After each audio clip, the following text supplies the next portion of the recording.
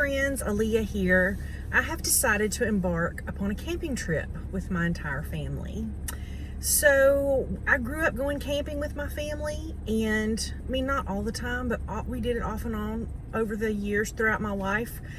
And everybody's always had a motorhome or a camper, or my dad put up a tent. He bought a cargo van one time and customized that, so we camped in that for when I was growing up. They now have this cute little cargo trailer that my dad has turned into a camper, which I will share with you guys in a later video.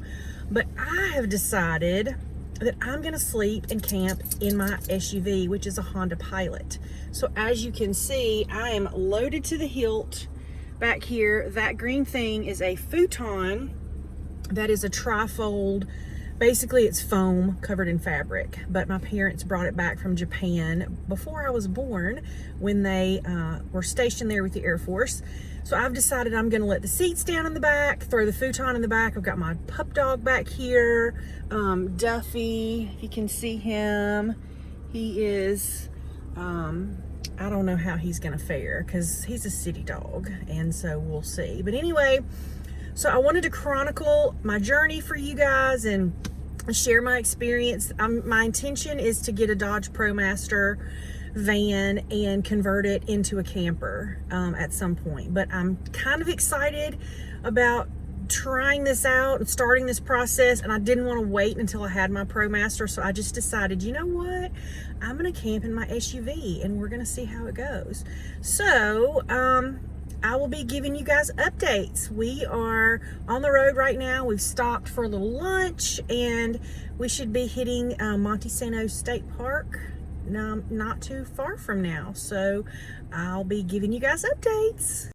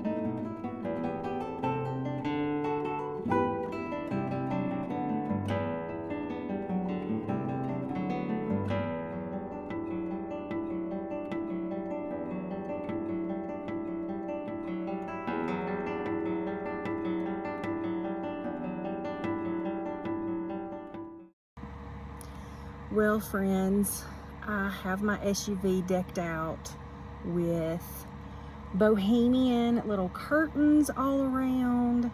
I have my futon in here with blankets and sheets and pillows. My dog is in here with me. We have a fan going, and I am suspecting that it's gonna be a really long night. Wow. So I just got in, and I'm already like, it's not the size of the space. I don't mind that, honestly. It's just not very comfortable. So I'm wondering if I'll be able to walk in the morning, if my back is gonna kill me or not. I don't know.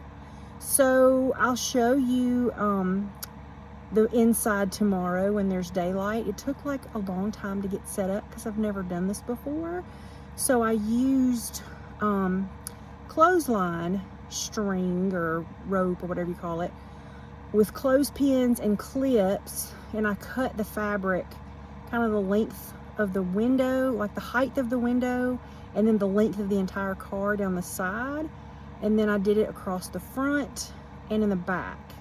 The back is a little bit tough because it's the hatchback of the SUV that opens up, and there's like a window and it's glass. There's not really anything that I can tie it off to, you know, for the curtain.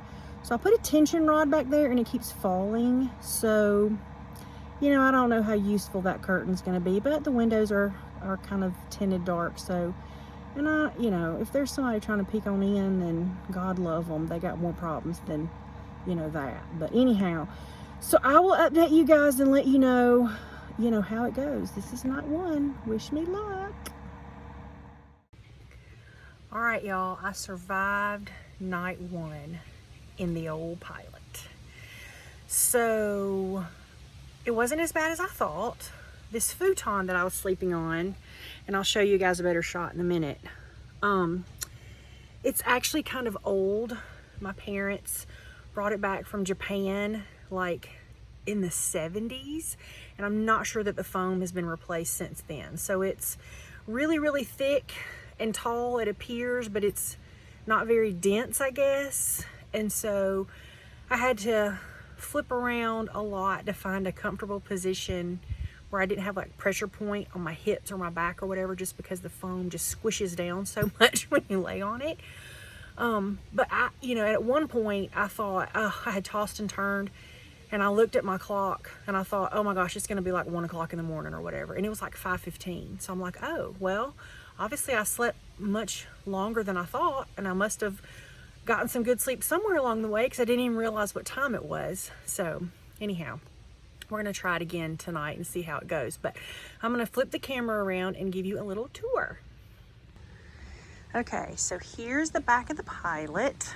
And so what I did is I took this cotton fabric that I already had at home, and I just cut it the height of the windows so that it would just cover the windows. And I started out using these little clips, and which they're fine, but they kind of leave a gap at the top, as you can see. And I had brought some clothespins, and so on this side I kind of got lazy, and it was just easier to clothespin them to that clothesline across the top. And then I just clipped it to the seat belt in the far back to kind of cover that window, and it was fine. Once I was in there, nobody could really see in. And the only way for me to get out, because this is a 2011 Honda Pilot, so the remote on the car doesn't automatically open the back. So I had to be able to pop the glass. The remote will pop the glass open. So from the inside I popped the glass, and then I had to reach out to get the handle to open the actual hatch to get out. And so I tied a rope to my little pull thing here so that once I get back in, it's too far for me to reach. So now I have a way that I can pull the hatch closed. But anyway, this futon, you can see, I mean, it's pretty thick. I don't know if you can really tell, but it's pretty squishy. And so you sink down in it a lot. But I had my pillows up against the seats and my dog bed in there. And over here, I have one of these Ryobi fans. It's turned upside down right now, but I had it and I just sat it in the floor right here and kind of blew it up so it wasn't blowing in our faces, but it was, you know, kind of blowing up to the ceiling and back down. And I had a blanket in case I needed extra, which it ended up being like in the 60s last night, so it was great. And then I have more fabric across the front. I've got to figure out tonight about what to do for the hatch, for the window, because there's still light outside from campers and things. This is our campsite. So we have this is my show tent when I do art shows. So I found some screen walls for it. And then this is my parents' camper. My dad took a cargo trailer and built out a camper. We'll do another video about that, but their little porch light stays on, and which is fine, but it shines into my window at night. And so I need to figure out how to, the little tension rod that I had that had a curtain across it for the back glass, it won't stay in place. So we're gonna have to figure out something today to kind of help block out the light from the porch light or whatever. But anyway, all in all, you know, was it ideal? Do I want to live in there? No. But, you know, I survived and it wasn't horrible. So we'll try it again tonight and see how it goes. Okay, you guys, night number 2 did not go well. The futon, this lovely beast right here, it's just beyond its prime. And I could not get comfortable to save my life for 1,000 years. My dog, I think, realized that we were sleeping in the car. He doesn't like to ride in the car. Last night, the first night, I think he was so tired just from our 4-hour drive to get here. And then just being around the campsite all day, and my family was around, and so he didn't really sleep a lot. So he slept like a rock the first night. Then last night we got in and he started panting and shaking like he does when we're gonna go on a car ride. And I didn't know if he needed to go to the bathroom or like what, you know, the deal might be.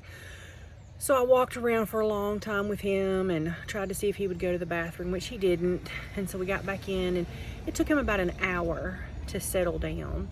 And then when he did, he half laid on me, so I couldn't move a whole lot.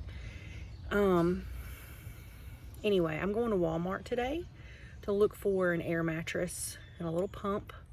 The air mattresses, you can get some really good ones for like $8 at Walmart. And I have one at home, but I'm not at home. So, lesson learned.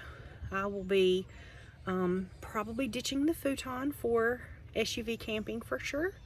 But anyway, we're going to go to Walmart later, and I'll let you know how night number 3 goes. Wish me luck.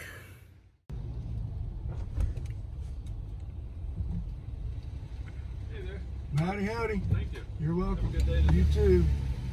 So this is Monte Sano State Park in Huntsville, Alabama. It's a state park and campground at the top of the mountain. This is where we've been camping for the past few days, and I have been sleeping in my SUV. And we just left Walmart to get me an air mattress. Thank you, Jesus. We're gonna hope that that does better tonight than the last 2 nights. And I just wanted to give you guys a tour of the state park and the campground so you can see how amazing it is with all these trees and the windy roads and the campsites. It's very relaxing.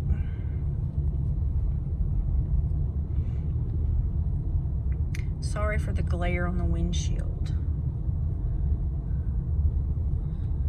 That's the lodge. I don't know if the lodge is open right now because of the COVID-19 situation.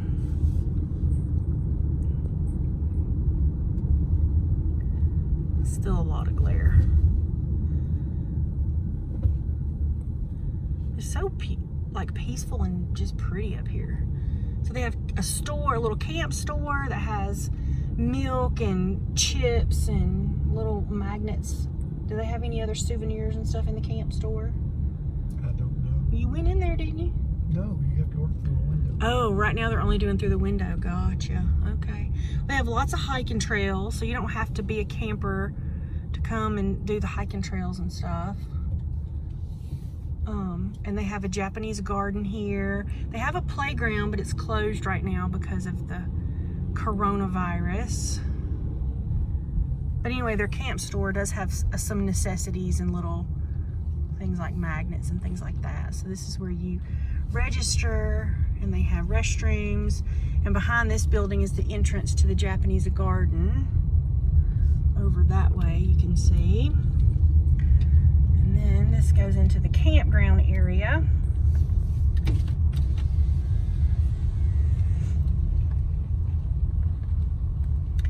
Is the campground just 2 loops around? I think. 3, depending on how you drive it.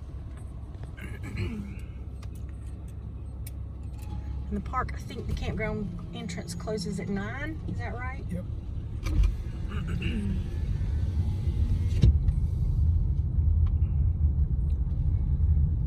So there's the camp host. They have firewood for sale over there. If you need some firewood. Dump station. Dump station right inside the entrance. And the deer crossing sign, we have, yesterday my mom saw 8 deer eating out of a bird feeder not far from our campsite. This morning we saw 2 as we were leaving. So this is one loop.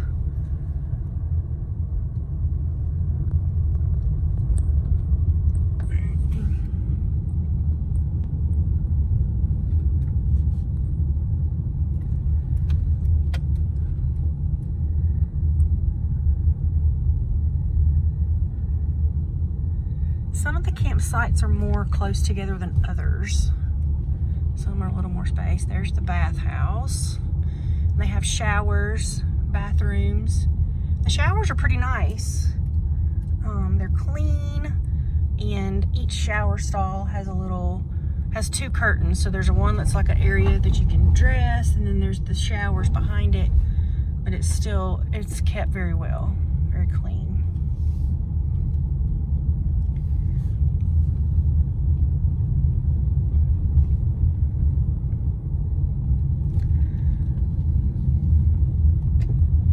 See, a lot of people left this morning. Today is Sunday, and a lot of people pulled out this morning to go home.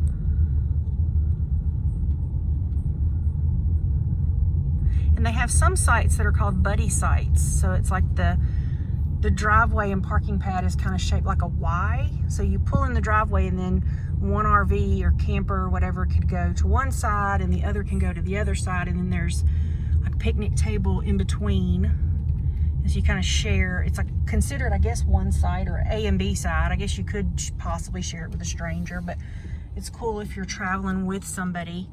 You can get one campsite and have one common area between you. There's a picnic area over there.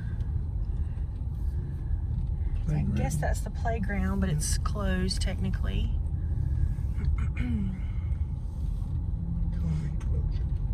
Yep, COVID closure.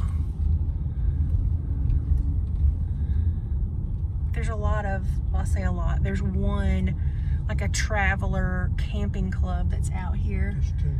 And so there's 2 clubs out here right now. So they travel together and camp together, and so they have their little signs out with their names on it and everything.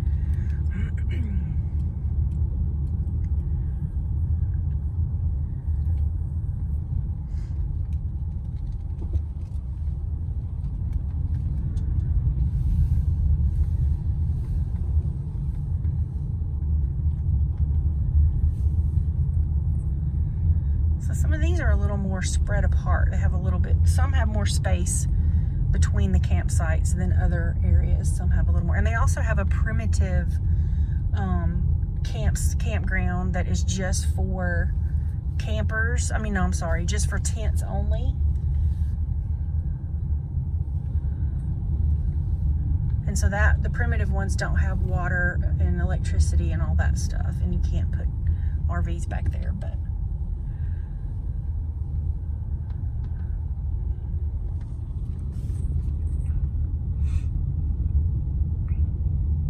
there's another bathhouse. So they have more than one. This is the loop we're on. Look at the little vintage canned ham. There are some utility trucks here because there are some workers that are from Michigan that are here doing work with the utility company. And so when they're not at work, they are staying at the campground right now.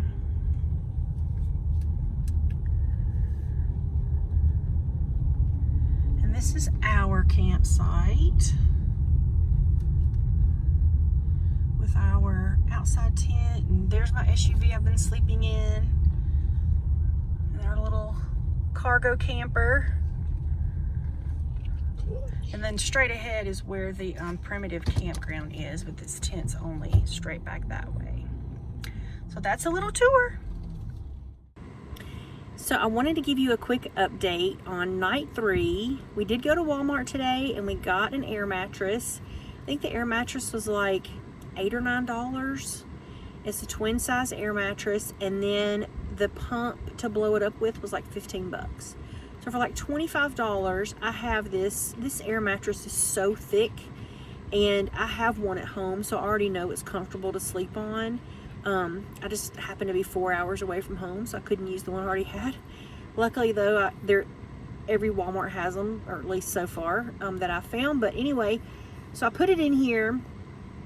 The foam futon that I had in here before, it was probably the same thickness, but when you laid on the foam futon, just because it's an older futon, you would sink almost to the floor. It would just squish. It was so squishy and not dense enough, really.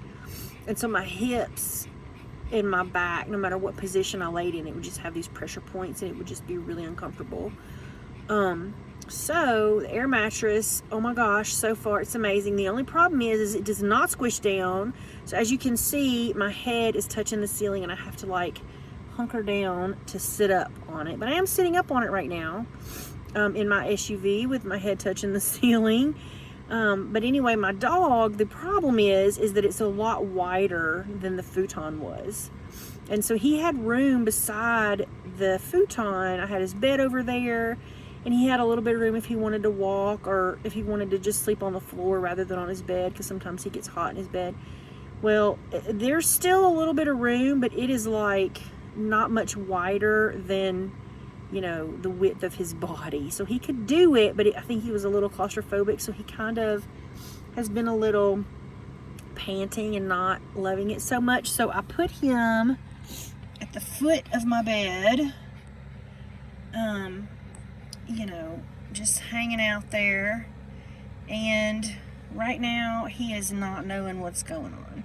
So he still is not settled in yet. He still is trying to figure out, you know, whatever. So as soon as he settles down, I think I'll be able to settle down. But I've already laid in here for a couple minutes and then just tested it out. And like I say, I've slept on this mattress before, so I'm pretty optimistic that I'm gonna have a good night tonight. But I will give you guys an update in the morning.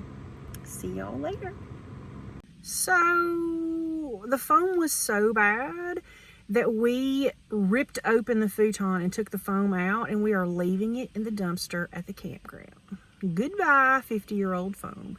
We did, however, keep the fabric from the futon, and it will become, I don't know, pillows or something cool, because it's weird and funky and awesome. So, yay. I hope y'all been noticing how my hair has been growing crazier by the day. Camping hair, precious. So night 3 in the SUV, in the Pilot, with the air mattress, definitely an improvement for sure. The foam was just so squishy, you would just drop to the floor, like I said before. So, but the air mattress was the opposite of squishy, and so it didn't drop at all. So my head was kind of in the ceiling, but it did sleep better. So would I do it again? Yes, but it needs a little perfecting, a little work. So I'm gonna have to re-engineer and think about it some more. But I'll do a wrap up when we get home. We're fixing to head out. There's my lovely mother. We're waiting on my dad to finish at the dump station, and then we're gonna head home. So I'll do a wrap up later. See ya. So this is my conclusion about sleeping and camping in my SUV. Can it be done? Yes. I still feel like I need to figure out the perfect, you know, what do you call it? Thing to sleep on. The foam futon was a bust. We actually left the foam at the campground in the dumpster. I ripped the fabric off of it because it was a 50-year-old futon from Japan, and so the fabric was really cool, so we cut that off and threw the foam away while we were there. And the air mattress that I have is really actually amazing how good the air mattress is, given that it cost literally like $8. It's super thick, it sleeps really well, you know, it holds the air and all that stuff, but it was a little too thick The foam was a little too thin and squishy, and the air mattress was a little too thick, just because there's not a lot of headroom in a Honda Pilot in the back. So, I don't know. Ultimately, as I've mentioned before, my intention is to buy a Dodge ProMaster, and my dad and I are planning to, build it out and turn it into a tiny house camper. So that is my real dream, but I'm kind of too excited to just wait, because that process I know is going to take a while. I've decided to wait a couple months before I really seriously start looking for my ProMaster. I am planning to sell my house, and so I have a lot to do to get ready for that. And in Alabama, right now it's the beginning of June, and so the summer in Alabama is going to be way too hot to be trying to be in a van and building it out. So I'm going to wait till the fall. But meanwhile, I don't want to just never be able to go camping. And so I would be willing to stay in my SUV again. I absolutely would. But now that I've done it, lessons learned. I have a dog that is a senior dog, and God love him, but it's a challenge to camp with him, because in the SUV, there's just not a ton of room, and he is blind, and he's losing his hearing. And so it's stressed him out so much to be in the back of the SUV camping in there, because it's just not what he's used to. And so he was nervous, and he was panting, and at one night he was shaking and panting, and I can never tell for sure, is it just nerves, or he is just older, and so his health is not great. So I didn't know if he was feeling bad or what it was. So there's a lot of little variables there. But anyway, can it be done? Yes. Would I do it again? Yes. Does it need some tweaking? Yes. So if you're curious about camping in your SUV, I say 100% go for it. You have to figure out what will work for you as far as comfort, because at the end of the day, if you're hurting when you wake up and you don't sleep at all, then it makes the whole entire camping trip a little, bit of a challenge, and you want to be able to enjoy being out in nature and all of that. So, but if you're thinking of doing it, I would say 1000%, just do it. Don't wait, just do it. Hang you up some curtains, or, I had bought clothesline, and, some fabric I already had at home, and clothespin it for my curtains. I also found some magnets at Home Depot, some packs of magnets. And we had some rolled up screen, like window screen. And so I had thought that I would cut that to the shape of a window and put magnets to put the screen over it, so I could roll a window down and have kind of a cross breeze. But I actually didn't need to. It was pretty nice outside. So I had a fan in there, which I ended up having to turn off all night. So I had to turn it off. It didn't run all night because I got too cold.